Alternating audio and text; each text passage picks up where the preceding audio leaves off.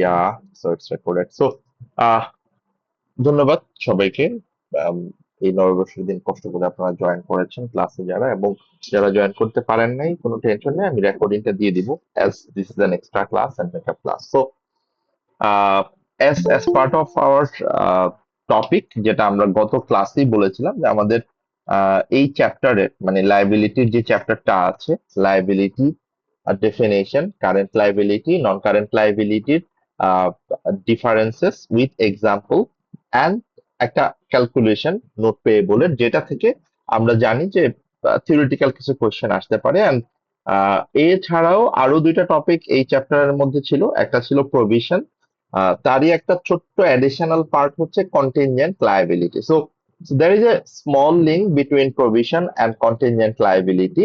So আমরা just এই জায়গাটা একটু আপনাদেরকে একটা দুইটা ক্যালকুলেশন হয়তো বা একটু দেখাবো, যে ক্যালকুলেশন থেকে আপনারা হুবহু সিমিলার সর্ট অফ ক্যালকুলেশন পাবেন ইনশাল্লাহ এক্সামে। এবং খুব critical or diplomatic or difficult কোনো ক্যালকুলেশন হয় না আর হবে না এখান থেকে। So let me first start with the question. যে কোয়েশ্চেনটা আপনাদেরকে আমি একটু করে তারপরে শুরু করতে চাই, যে সেটা হচ্ছে যে আহ, এর আগে আপনারা কখনো প্রভিশন এই টার্মটা শুনেছেন কিনা, মানে প্রভিশন এই ওয়ার্ডটা মানে এর আগে কোথাও শুনেছেন কিনা, or anyone, do you have any basic idea about provision?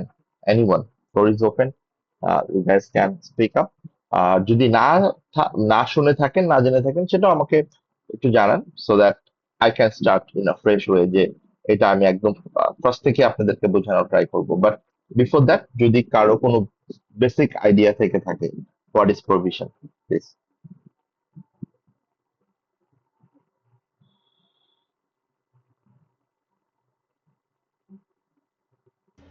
না স্যার। ওকে, যদি কারোই কোনো প্রভিশন ব্যাপারে আইডিয়া না থেকে থাকে, সো এটা নিয়ে টেনশন করার কোনো কারণ নাই, এটা দুশ্চিন্তার কোনো বিষয় না। এটা আপনাদের হয়তো বা কোথাও একটা দেখেছেন, অর প্রিভিয়াসলি হয়তো বা কোনো একটা পেপার অর এনি ওয়ার্ড, মানে আপনারা জানেন এটা কি। আমি একটু জাস্ট এটার ব্যাকগ্রাউন্ডটা বলি।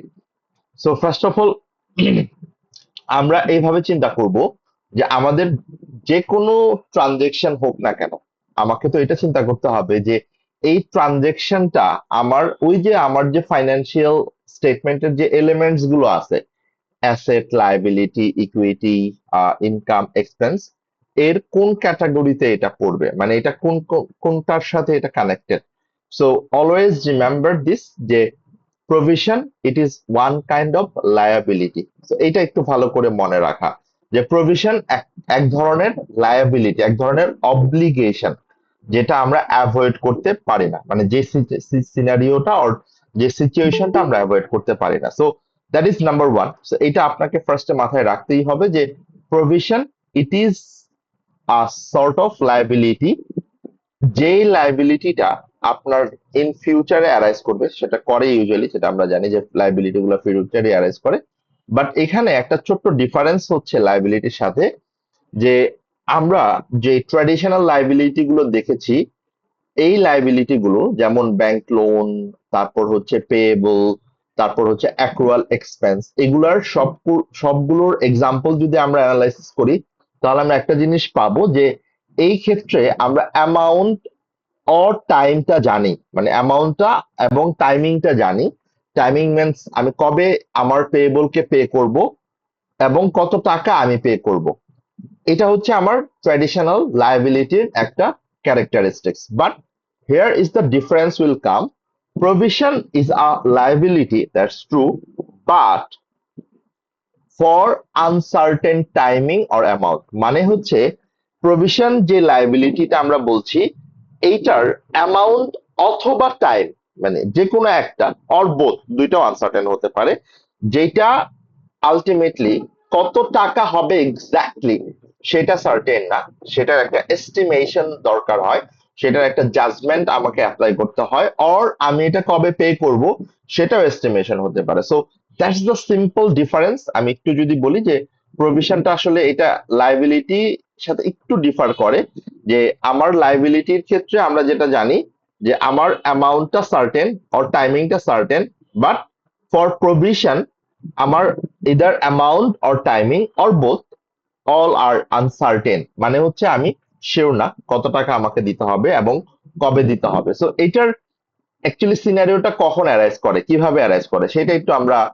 ব্যাকগ্রাউন্ডটা জেনে আসি। যেমন আমরা একটা ব্যাকগ্রাউন্ড জানি, একটা অ্যাকাউন্টিং কনসেপ্ট আমরা জানি, দ্যাটস প্রুডেন্স কনসেপ্ট। আপনারা হয়তো বা এখানে নামটা লেখা থাকতে দেখতেছেন যে প্রুডেন্স কনসেপ্ট। আমাদের এই কনসেপ্টের ব্যাপারে আইডিয়া আছে আমার ধারণা মতে, যে আমাদের অ্যাকাউন্টিং অনেকগুলা প্রিন্সিপাল, অনেকগুলা কনসেপ্ট নিয়ে আমরা কথা বলেছি। অ্যাক্রুয়াল কনসেপ্ট নিয়ে কথা বলেছি, প্রুডেন্স কনসেপ্ট নিয়ে কথা বলেছি, বিজনেস এন্টিটি কনসেপ্ট নিয়ে কথা বলেছি। সো প্রুডেন্স কনসেপ্টটা যেটা ছিল, যদি আমি ভুল না করে থাকি, আপনাদের এটা যদি মনে থাকে, যে এইটার একটা পারপাস হচ্ছে সো দ্যাট অ্যাসেট অথবা প্রফিট ওভার স্টেট না হয়, on the other hand liability অথবা লস যেন আন্ডার স্টেট না হয়। মানে হচ্ছে আমার যে কোনো মানে অ্যাডভার্স সিচুয়েশন যেগুলো আমার ফেভারেবল না, সেটা আমি আমার জানার সাথে সাথে ইমিডিয়েটলি আমাকে রেকগনাইজ করে ফেলতে হবে, রিয়েলাইজ করে ফেলতে হবে। সো এই যে কথাটা আমরা বলছি, এই যে আমরা প্রুডেন্স কনসেপ্টের প্রিন্সিপালটা অ্যাপ্লাই করছি, প্রভিশনটা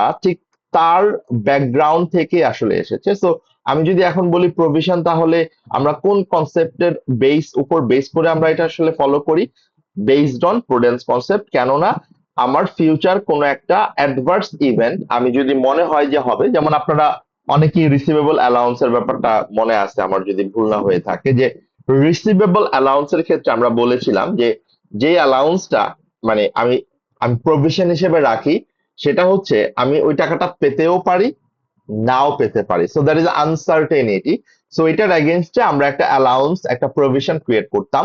অ্যান্ড ঠিক ওই প্রিন্সিপাল, ওই কনসেপ্টটা ফলো করি আমরা প্রভিশনের কথাটা এখানে চিন্তা করছি। সো প্রভিশন, আমি যদি সিম্পল ভাবে আপনাকে বলি, it is a liability but for uncertain timing or amount. এবং যেহেতু এটা আমার ফিউচার আনসার্টেন ইভেন্টের জন্য, মানে আমাকে ফিউচারে টাকাটা পে করতে হবে, সেটেল করতে হবে, সো এটা আমার জন্য যেহেতু অব্লিগেশন, লায়াবিলিটি, সো এটার এগেনস্টে আমার যে এক্সপেন্সটা আর এক্সপেন্ডিচারটা আমাকে আলটিমেটলি বুক করতে হবে, সেটা ইমিডিয়েটলি আমার ফাইন্যান্সিয়াল স্টেটমেন্টে আমার এক্সপেন্স হিসেবে এই বছরই ফাইন্যান্সিয়াল স্টেটমেন্টে রেকর্ড করতে হবে। সো প্রভিশনের ক্ষেত্রে রেকগনিশন ক্রাইটেরিয়াটাতে আমরা যাব, বাট এটা ছিল আমার বেসিক কথা রিগার্ডিং প্রভিশন, যে provision one kind of liability, যেটার অ্যামাউন্ট অর টাইমিংটা আমি শিওর না, সার্টেন না। যেমন এটার আরো যদি প্র্যাকটিক্যাল এক্সাম্পল আপনাদেরকে আমি দেওয়ার ট্রাই করি, সেটা হচ্ছে যে অনেক কোম্পানি দেখবেন যে তারা তাদের প্রোডাক্টের এগেনস্টে ওয়ারেন্টি অথবা গ্যারান্টি দেয়। এটাও একটা ছোট্ট স্মল ডিফারেন্স আছে between warranty and guarantee. Warranty means আপনাকে পরে সে রিপেয়ার করে দিবে, আর গ্যারান্টি হচ্ছে ওই প্রোডাক্টটা আপনাকে আবার রিপ্লেস করে দিবে। সো হোয়াট এভার, যেটাই হোক না কেন, ওয়ারেন্টি অথবা গ্যারান্টি যেটাই দিক কোম্পানি থেকে, এটার এগেনস্টে কিন্তু কোম্পানিগুলো তার একটা প্রভিশন মেনটেন করতে হয়। কেননা সে যখন তার কাস্টমার ক্লেম গুলো নিয়ে আসবে, কারণ সে তো এটার এগেনস্টে রেভিনিউ বুক করে ফেলছে, বাট এইটার এগেনস্টে যেহেতু ফিউচারে একটা ক্লেম আসতে পারে, মানে ওয়ারেন্টি ক্লেম আসতে পারে, তার মানে এই যে ওয়ারেন্টি ক্লেমটা হতে পারে, এটার যে চান্স আছে, এইটার এগেনস্টে আপনাকে ইমিডিয়েটলি, মানে এখনই আপনাকে এটা প্রভিশন হিসেবে, এক্সপেন্স হিসেবে আপনার পিএনএল এ, এবং এইটার প্রভিশন মানে লায়াবিলিটি হিসাবে স্টেটমেন্ট অফ ফাইন্যান্সিয়াল পজিশনে বুক করতে হবে, রেকগনাইজ করতে হবে। বিকজ এইটা যখন আলটিমেটলি ফাইনাল ইভেন্টটা হবে, মানে যেই যেই সময় আপনাকে এইটার ওয়ারেন্টিটা ক্লেম করবে, মানে আপনার কাস্টমারকে আপনার সেটেল করতে হবে, তখন আপনি এই প্রভিশন অ্যাকাউন্টের এগেনস্টেই তখন তাকে সার্ভিসটা দিবেন, অর তাকে প্রোডাক্টটা আপনি হয়তো ডেলিভার করবেন। বাট এটার জন্য আমার মেন কথা হচ্ছে আপনি অ্যাজ আর্লি অ্যাজ পসিবল যখনই বুঝতে পারবেন যে আপনার প্রভিশনের যে ক্রাইটেরিয়া, যেটা আমরা দেখবো একটু পর, যে প্রভিশনের কিছু রেকগনিশন ক্রাইটেরিয়া আছে, যে ক্রাইটেরিয়া মিট করলে আপনাকে ইমিডিয়েটলি এটা প্রভিশন হিসেবে আপনার ফাইন্যান্সিয়াল স্টেটমেন্টে বুক করতে হবে। এই ক্ষেত্রে আপনারা ক্রাইটেরিয়া গুলো যদি দেখেন, তিনটা ক্রাইটেরিয়া এখানে আছে, এবং তিনটা ক্রাইটেরিয়া আপনাকে একটু কেয়ারফুলি এখানে পড়তে হবে। এবং এই ক্রাইটেরিয়া গুলোর সাথে একটু মানে একটু জাস্ট যদি আমি আরেকটু অ্যাডিশনালি আপনাকে কানেক্ট করার জন্য বলি, দ্যাট কন্টিনজেন্ট লাইবিলিটি, সেটা এই ক্রাইটেরিয়া গুলো থেকে আপনি মোটামুটি পেয়ে যাবেন। পার্টিকুলারলি এই যে 2 নাম্বার যে ক্রাইটেরিয়া, সেখান থেকেই আপনার কন্টিনজেন্ট লাইবিলিটির যে কনসেপ্টটা সেটা চলে আসবে।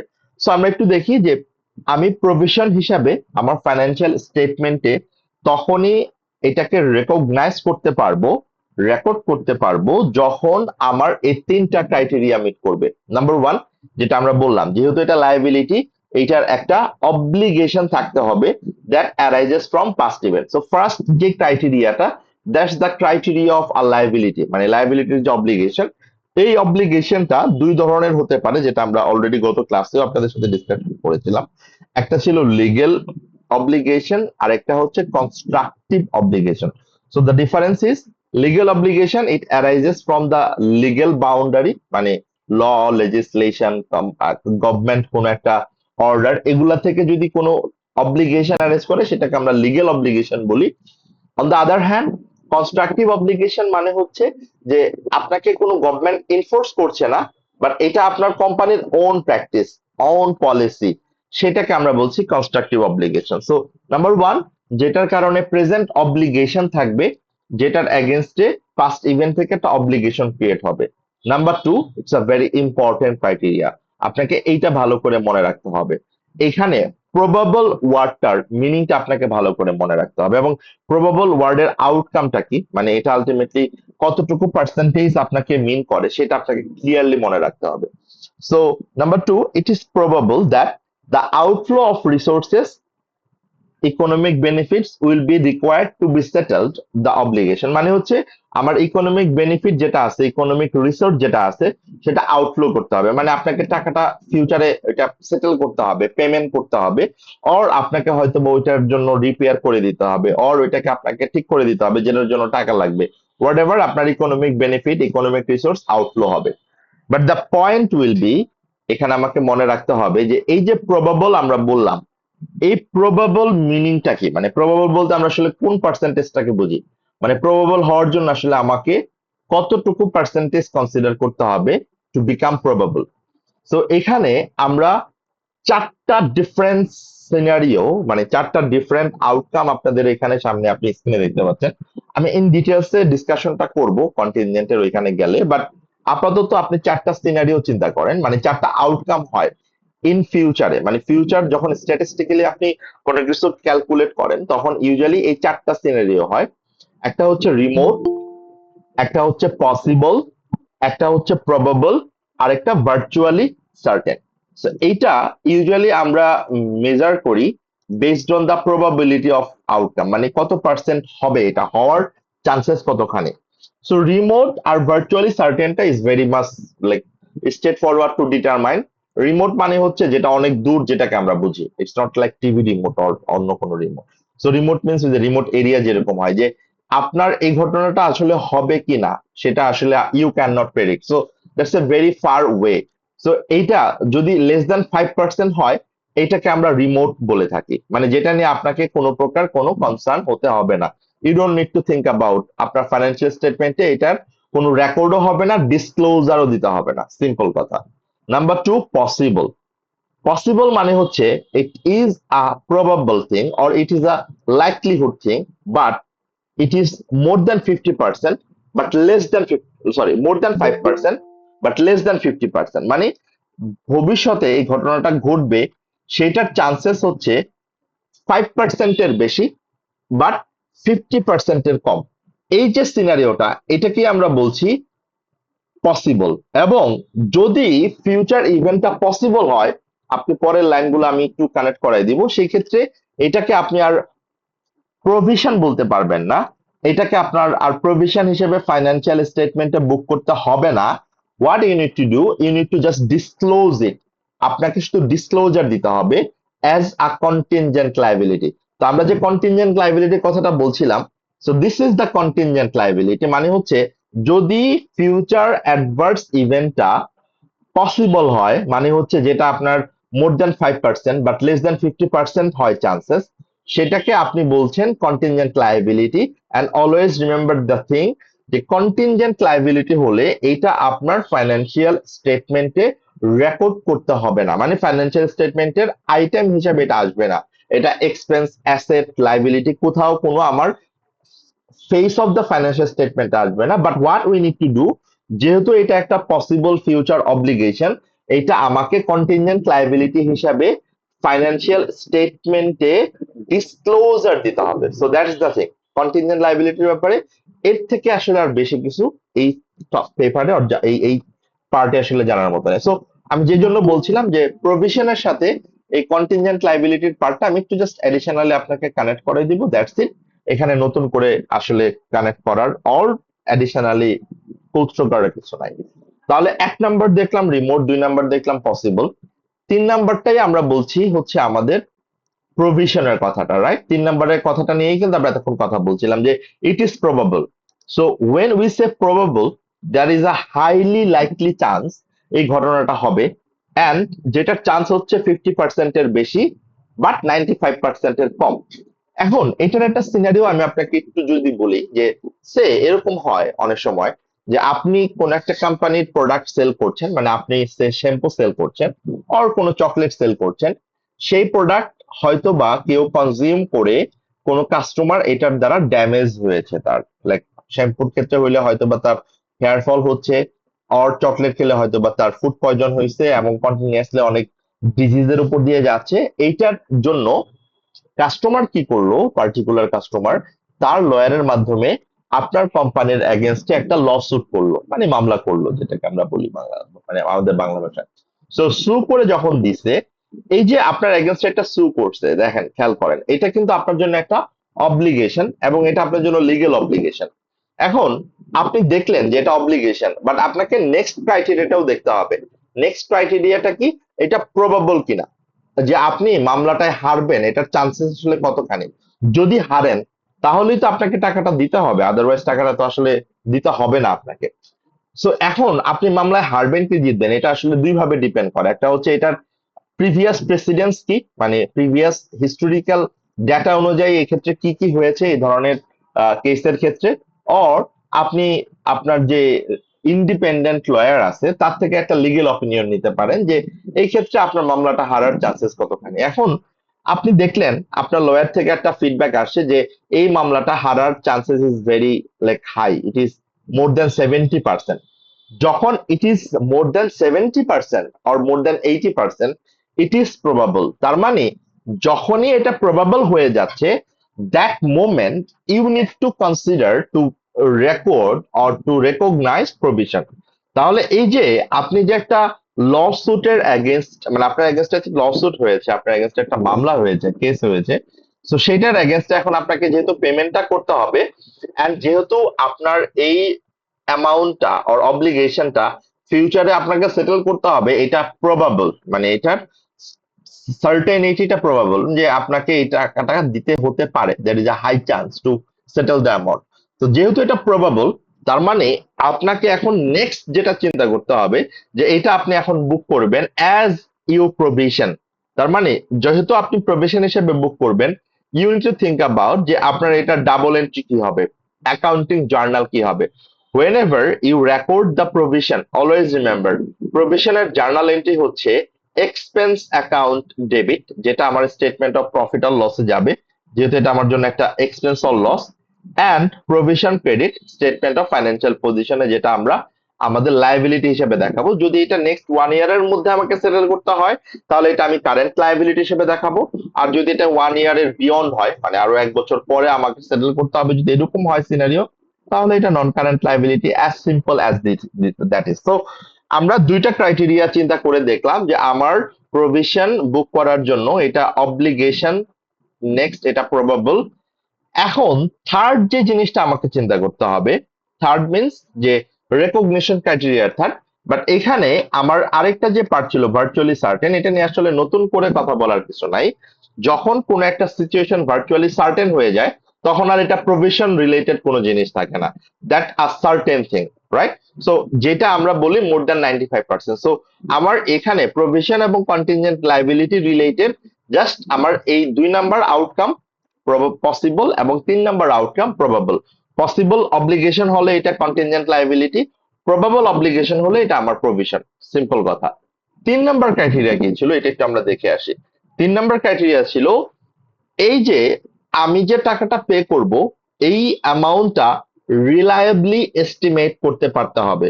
আমার এই অ্যামাউন্টটার এস্টিমেশনটা রিলায়েবল হইতে হবে। এই অ্যামাউন্টটা যে আমি বলবো সে অ্যামাউন্টটা যাতে অ্যামাউন্ট হইতে পারবে না, মানে ইট শুড নট বি আমার আকাশ কুসুম কোন একটা অ্যামাউন্ট আমি আমার মতো করে চিন্তা করে এটা বাড়াইলাম কমাইলাম, that that we can not do. এই এস্টিমেশনটা আমার রিলায়েবল হতে হবে অ্যান্ড বেস্ট হইতে হবে। এখন এই সিনারিওতে, যে সিনারিওটা আমরা চিন্তা করছিলাম যে আমার এগেনস্টে একটা কেস হয়েছে, এই সিনারিওতে বেস্ট এস্টিমেশনটা কি হতে পারে খেয়াল করে দেখেন।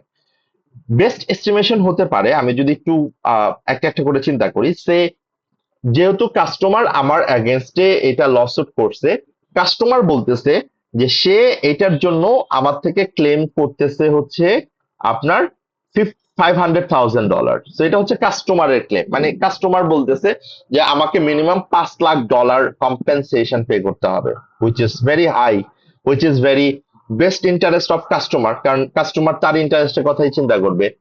অ্যান্ড কোম্পানি, মানে আমি বলতেছি না আমি $1 লাখ বেশি দিব না, so that is negotiating, $1 lakh বেশি আমি দিব না, ওকে ফাইন। তার মানে এখানে খেয়াল করে দেখেন কাস্টমার যে অ্যামাউন্টটা বলছে সেটাও বেস্ট এস্টিমেট না, সরি, আবার আমি যে অ্যামাউন্টটা বলছি সেটাও বেস্ট এস্টিমেট না। কেন? বিকজ কাস্টমার তার তার ইন্টারেস্ট মানে তার পার্টটা চিন্তা করে বলছে, আমি আমার পার্টটা চিন্তা করে বলছি। বাট এখানে আমরা একটা রিলায়েবল এস্টিমেশন নিতে পারি from the lawyer based on the আমার best estimation past history. Lawyer বললো যে না এই ধরনের কেসে ইউজুয়ালি আমার মানে 3 লাখ থেকে অ্যামাউন্টটা হয়তো বা আপনাকে সেটেল করতে হবে, so the amount will be estimated amount is 300,000। So সেই ক্ষেত্রে আমরা যে তিনটা অ্যামাউন্ট দেখলাম অর আমরা যে ক্যালকুলেশন গুলো করলাম এর মধ্যে সব থেকে reliable or best estimated amount হচ্ছে $3 লাখ, যে অ্যামাউন্টটাই আমি এখন প্রভিশন হিসেবে বুক করব। তো আমি যখন প্রভিশন বুক করব আমার জার্নাল এন্ট্রি কি হবে, আমার এক্সপেন্স ডেবিট $3 লাখ যেটা আমার স্টেটমেন্ট অফ প্রফিট অর লসে যাবে, অ্যান্ড প্রভিশন ক্রেডিট $3 লাখ যেটা আমার স্টেটমেন্ট অফ ফাইন্যান্সিয়াল পজিশনে যাবে। So that is the recognition of provision, মানে আমি যখন প্রভিশনটা রেকগনাইজ করলাম, আমি যখন আমার প্রভিশনটা রেকর্ড করলাম, কখন রেকর্ড করলাম, যখন আমার তিনটা ক্রাইটেরিয়া মিট করলো। কি কি ক্রাইটেরিয়া মিট করলো? নাম্বার ওয়ান, এটা আমার obligation from past event. Number two, এটা আমার জন্য প্রবাবল, এবং probable means it is more than 50%, less than 95%।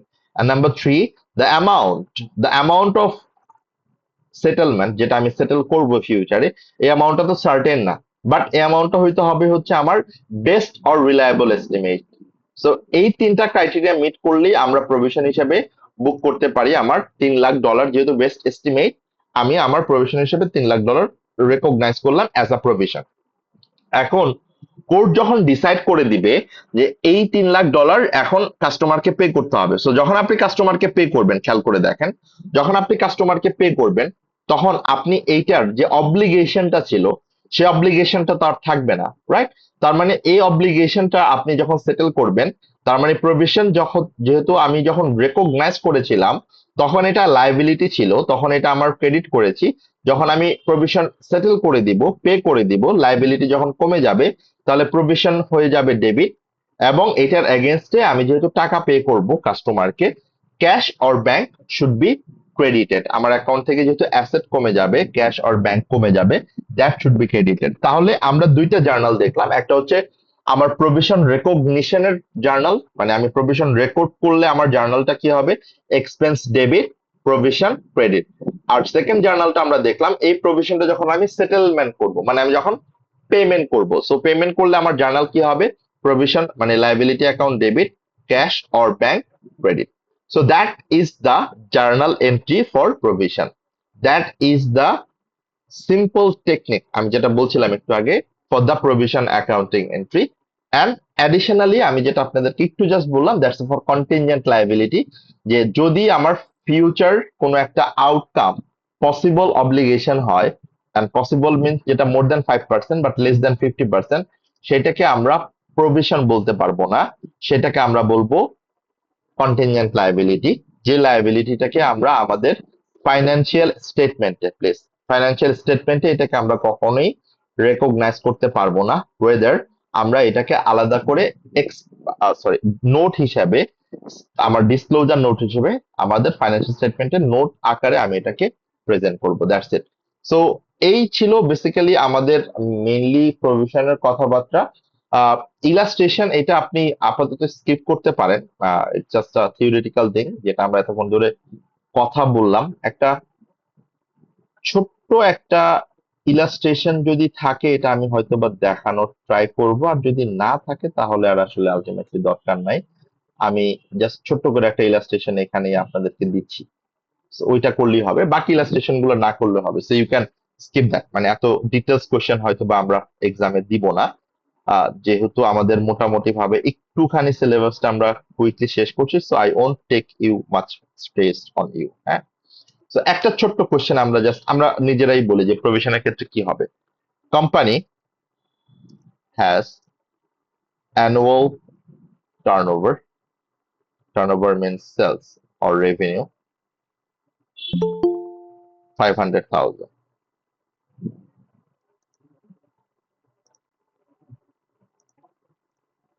So this is the estimated or the actual revenue যেটা কোম্পানিতে দেওয়া আছে, and there is a policy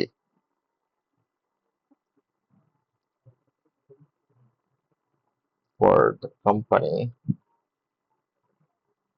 provide warranty to their customer. Simple. On the last year, on an average 3.5% customer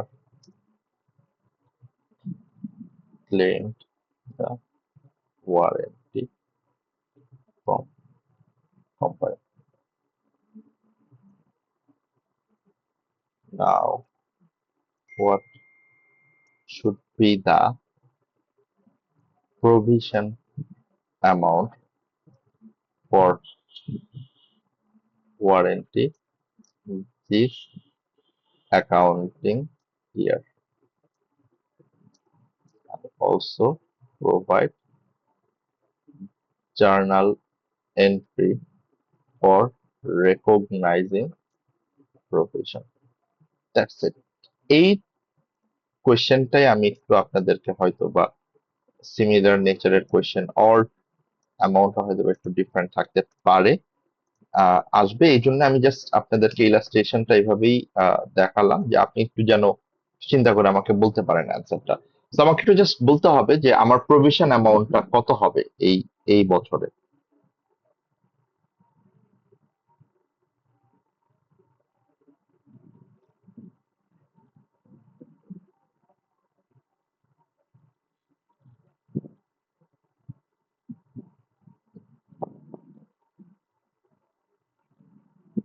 just আমাকে জার্নালটা এবং অ্যামাউন্টটা কত হবে, মানে জার্নালটা যখন বলবেন তখন তো অ্যামাউন্ট সহই আপনাকে বলতে হবে। সো নাথিং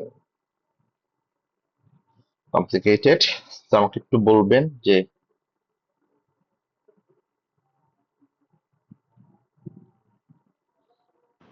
স্যার ওয়ারেন্টি হবে হচ্ছে 17,500 সো দ্য ওয়ারেন্টি অ্যামাউন্ট কিভাবে বের করলেন? 5 500,000 into 3 point, হ্যাঁ into 500,000 into 3.5%। 3.5%, সরি 4% হয়ে গেছে, 3.5%। এটা কত আসে? Sir 17,500। 17,500 should be the warranty amount, right? Perfect. Calculation ঠিকই থাকার কথা, তারপর আমি একটু দেখে নিই। Yeah, ঠিক আছে। তাহলে যেহেতু ওয়ারেন্টি প্রভিশন আমার রাখতে হবে 17,500, যেহেতু অন অ্যান অ্যাভারেজ এইটুকুই আমার কাস্টমার থেকে ক্লেম আসে, so what to be the double entry? Warranty expense warranty expense debit 17,500 আর provision for warranty credit 17,500. Very good. Provision for warranty credit 17,500. This amount, just এটা আপনাদেরকে কানেক্ট করানোর জন্য, should be transferred to statement of profit or loss, and this amount should be transferred to statement of financial position based on এটা যদি current ইয়ারেই আপনাকে settle করতে হবে যেহেতু কারেন্ট লায়াবিলিটি, আর যদি 1 বছরের পরে সেটেল করতে হতো that would be your non current liability. So that's the maximum thing that you need to get prepared for your exam. So এই জন্য আমি আসলে খুব বেশি সময় নিব না, ক্লাসে এটা আগেই বলেছি। So that's all for today. আমরা কুইকলি অ্যাটেন্ডেন্স গুলো আসলে কভার করে ফেলি, বাট স্টিল মানে it is a makeup class. So যদি কারো আসলে অ্যাটেন্ডেন্স নিয়ে কোনো ইস্যুস থাকে লেট মি নো, আমি হয়তো বা ট্রাই করবো আপনাদের ওইটা কোনোভাবে কনসিডার করতে।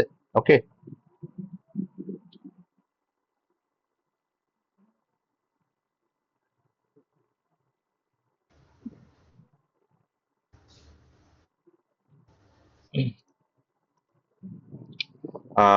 ফাহাদ জয়েন করছিলেন আই থিঙ্ক, আছেন এখনো? জি স্যার। ওকে, এরপর 1 2 3 4 present sir. 5 Present, sir. 6 present sir. 7 7 8